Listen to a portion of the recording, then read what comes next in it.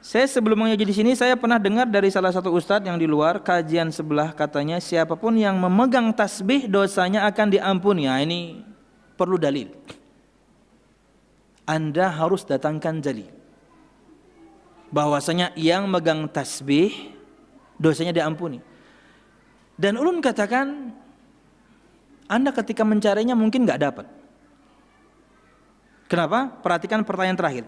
Apakah di zaman Rasulullah sudah ada tasbih? Nggak ada.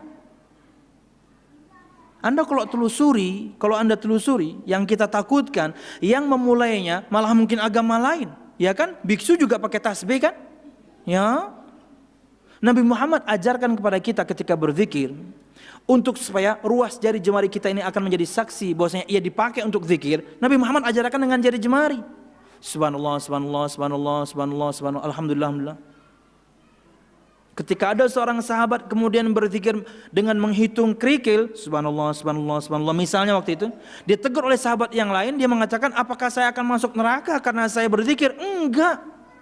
Kamu enggak akan masuk neraka karena kamu berzikir. Cara kamu Rasul enggak ajarkan, itu yang jadi masalah. Rasulullah ajarkan dengan jari jemari, ente pakai kerikil, dari mana ajarannya? Sekarang jamaah, apakah kemudian secara mutlak tidak boleh? Sekarang begini.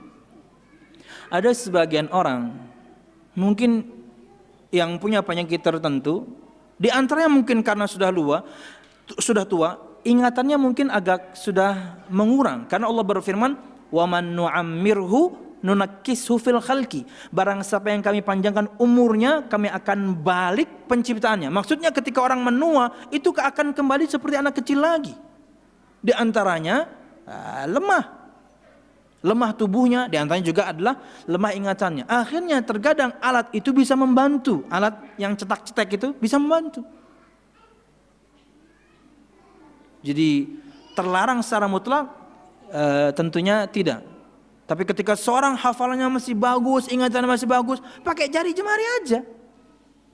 Yang kita takutkan kalau Anda selalu menggunakan tasbih pada Anda mampu, kita takutkan Anda mengikuti yakni umat yang lain, karena sangat mungkin itu dimulai di agama yang lain, karena mereka juga disebutkan berzikir ya. Ada yang kadang-kadang dikalungkan, ganal tasbihnya, biji-bijinya tuh ganal-ganal.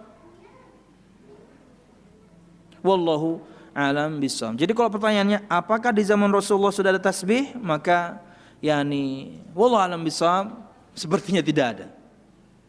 Karena di antara gunanya untuk zikir, dan Nabi Muhammad ajarkan kita untuk berzikir dengan menghitung ruas jari. Sampai menyarankan naruh tasbih di mobil dan lain-lain, enggak perlu ya. Wallahu a'lam bishawab. Gunanya untuk berzikir, Anda masih bagus ingatan Anda, maka gunakan jari atau ruas jari jemari. Ingatan Anda mulai melemah, mungkin di situ ada pembahasan yang lain supaya memudahkan Anda hitungannya. Karena itu di antara ibadah berkaitan dengan jumlah. Jumlahnya harus 3. Subhanallah, subhanallah, subhanallah, alhamdulillah, alhamdulillah. Wallahu a'lam bishawab. Jadi berkaitan dengan seorang yang memegang tasbih dosanya diampuni, maka tidak. Tapi kalau orang yang setiap hari minta ampun kepada Allah Subhanahu wa taala, sangat mungkin diampuni karena Allah Maha Pengampun. Enggak harus pakai tasbih. Tapi seorang selalu beristighfar. Nabi Muhammad saja kita pelajari kemarin sama-sama. Sama Ustaz Syafiq. Di satu momen, di satu majelis, Nabi Muhammad bisa istighfar 100 kali. Itu Nabi Muhammad SAW. Maka beristighfarlah kepada Allah Subhanahu wa taala, tentunya bukan cuma setelah salat. Dan istighfar mendatangkan begitu banyak manfaat.